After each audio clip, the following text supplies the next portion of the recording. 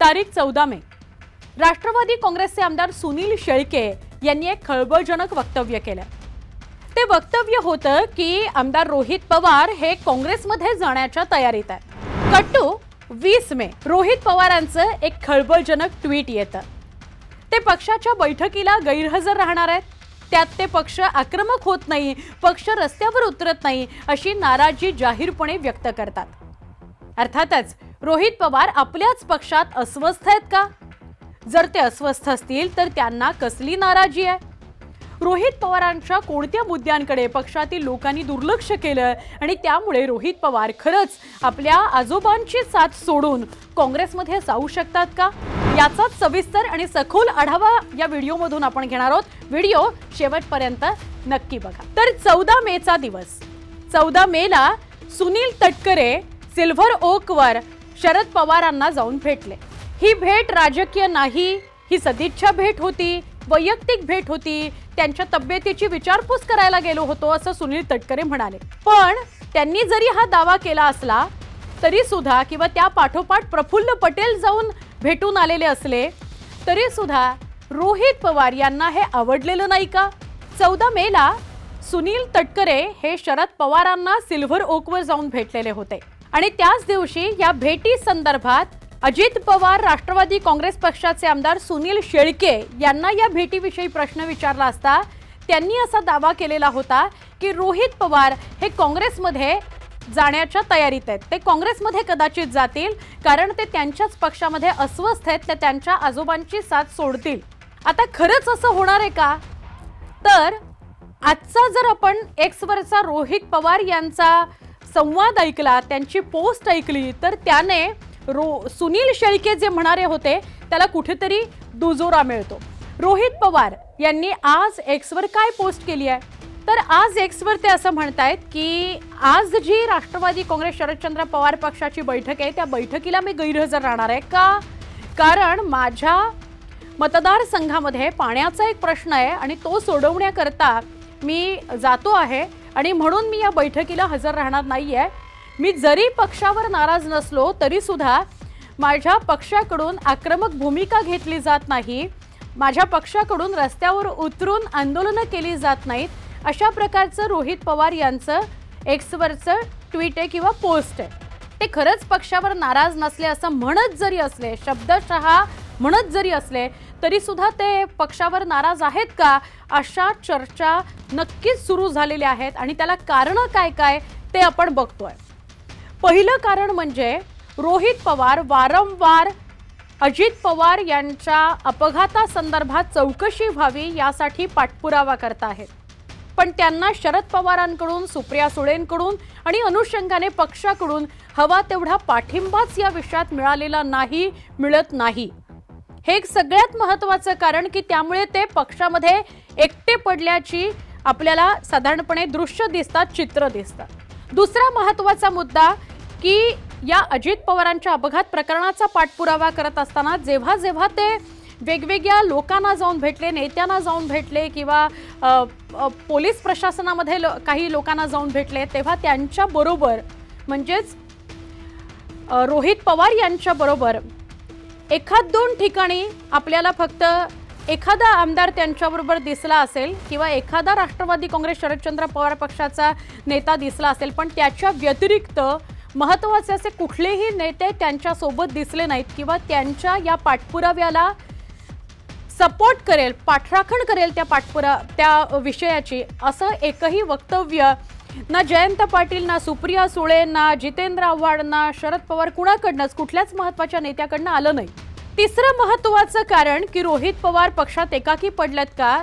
तर ते कारण असं की आपण अनेकदा बघतोय रोहित पवार हे सातत्यानं थेट नाव घेऊन प्रफुल्ल पटेल असतील, सुनील तटकरे असतील यांच्यावर टीका करतायत, ते पक्षामध्ये अस्वस्थता निर्माण करतायत असा आरोप करतायत। पण रोहित पवार यांच्या याही टीकेला त्यांच्या पक्षातला म्हणजे राष्ट्रवादी काँग्रेस शरदचंद्र पवार पक्षातलं कुणीही दुजोरा देत नाही, कुणीही त्याला पाठिंबा देत नाही, कुणीही तशा स्वरूपाची वक्तव्य करत नाही। थेट सुनील तटकरेंचं किंवा प्रफुल्ल पटेलांचं नाव घेऊन टीका ही फक्त रोहित पवार करताना दिसतायत आणि त्यामुळे सुद्धा ते नाराज आहेत का, ते पक्षात एकाकी पडलेत का, अशा चर्चा सुरू झालेल्या आहेत. रोहित पवार हे शरदचंद्र पवार पक्षातच राहिले, त्यामुळे रोहित पवार तेव्हापासून आत्तापर्यंत म्हणजे अजित पवारांनी आमदार घेऊन पक्ष सोडल्यापासून आत्तापर्यंत अनेकदा आक्रमक भूमिका घेताना दिसलेत. किंबहुना राष्ट्रवादी काँग्रेस शरदचंद्र पवार पक्षाचा एकमेव आक्रमक चेहरा म्हणून सुद्धा रोहित पवारांकडे बघता येईल. आणि असं असताना सुद्धा आत्तापर्यंत एकही मोठी पक्ष जबाबदारी किंवा पक्षपद त्यांना दिलं गेलेलं नाही. यामुळे सुद्धा कुठेतरी रोहित पवार नाराज आहेत का? त्यांच्या आंदोलनांची, त्यांच्या आक्रमक भूमिकांची कुठेही पक्षाकडून, सुप्रियाताईंकडून किंवा शरद पवारांकडून दखल घेतली जात नाही, असं काही होतंय का? म्हणजे कुटुंब म्हणून रोहित पवार सोबत आहेतच, पण पक्षामध्ये मोठी जागा म्हणून, पक्षाचा एक अजून चेहरा म्हणून त्यांना समोर येताना काही अडचणी येत आहेत का, म्हणून पक्षामध्ये ते एकटे पडलेत का, अशाही चर्चा आहेत. आता आजच्या बैठकीला ते गैरहजर राहणार आहेत आणि त्यावेळेला ते असं म्हणतायत की माझ्या पाण्याचा प्रश्न सोडवण्याकरता पुण्याच्या सिंचन भवन इथं मी पोहोचलोय आणि म्हणून मी आजच्या बैठकीला जाणार नाहीये. पण मी नाराज नाहीये, पक्ष अनेक मुद्द्यांवर लढा द्यायला पुढे येत नाही, अनेक महत्त्वाच्या मुद्द्यांवर पक्ष आक्रमक होत नाही, रस्त्यावर उतरत नाही.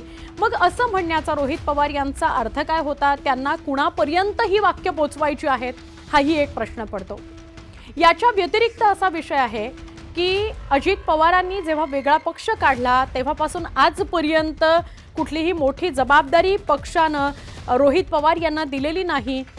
रोहित पवार जितकं अजित पवार यांच्या पक्षाविषयी बोलतात, तटकरे प्रफुल्ल पटेल यांच्याविषयी आक्रमक भूमिका मांडतात, तेवढं शरद पवार बोलत नाहीत. उलट तटकरे आणि पटेल हे पवारांना जाऊन भेटून येतात. त्या पक्षामध्ये म्हणजे अजित पवारांच्या राष्ट्रवादी काँग्रेसमध्ये काही उलथापालथ सुरू आहे आणि त्यामध्ये शरद पवारांनी कुटुंब प्रमुख म्हणून हस्तक्षेप करावा अशी जर गळ तटकरे आणि पटेल हे पवारांना घालत असतील तर ते रोहित पवारांना रुचलेलं नाही का, आवडलेलं नाही का?